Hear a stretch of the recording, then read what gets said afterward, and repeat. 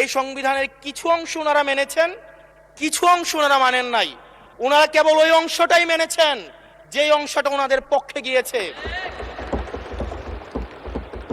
Treasury বেঞ্চের যে মন্ত্রীরা ছিলেন তারা দীর্ঘদিন, তাদের সারা জীবন তারা বেগম জিয়ার সাথে রাজনীতি করেছেন। এই সংবিধান ছুঁড়ে ফেলার সাথে স্বাধীনতা যুদ্ধাপরাধীর অ্যালাইন করার যেটার হাততালি তারা দিয়েছেন, সেটির মধ্য দিয়ে বেগম জিয়াকে তারা মূলত অপমান করেছেন কিনা তারা সেটা ভেবে দেখবেন।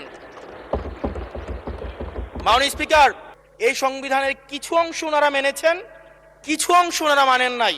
ওনারা কেবল ওই অংশটাই মেনেছেন যেই অংশটা ওনাদের পক্ষে গিয়েছে। যে অংশ আমি বক্তব্য দেওয়ার জন্য অনেক কিছু রেডি করে নিয়ে এসেছিলাম। আমরা আইনমন্ত্রী বলেছেন রুশু পড়ার জন্য, তারপরে হবস পড়ার জন্য, মদিনা সনদ পড়ার জন্য পড়েছিলাম, কিন্তু আন্দালিব রহমান পার্থ সাহেব যে বক্তব্য দিয়েছেন, আমরা ক্লাস 8-9-এ যে ডিবেট করতাম সেটি রিভার্টাল দিলে 20 মিনিট সময় লাগবে। মাননীয় স্পিকার, আমি ওনার বক্তব্যের রিভার্টাল দিচ্ছি। উনি বলেছেন যে আমি কোট করছি, উনি বলেছেন 72-এর সংবিধানের কিছু কিছু বিষয়কে ওনারা সম্মান দিয়েছেন। তার মানে কিছু কিছু বিষয়কে ওনারা সম্মান দেয় নাই।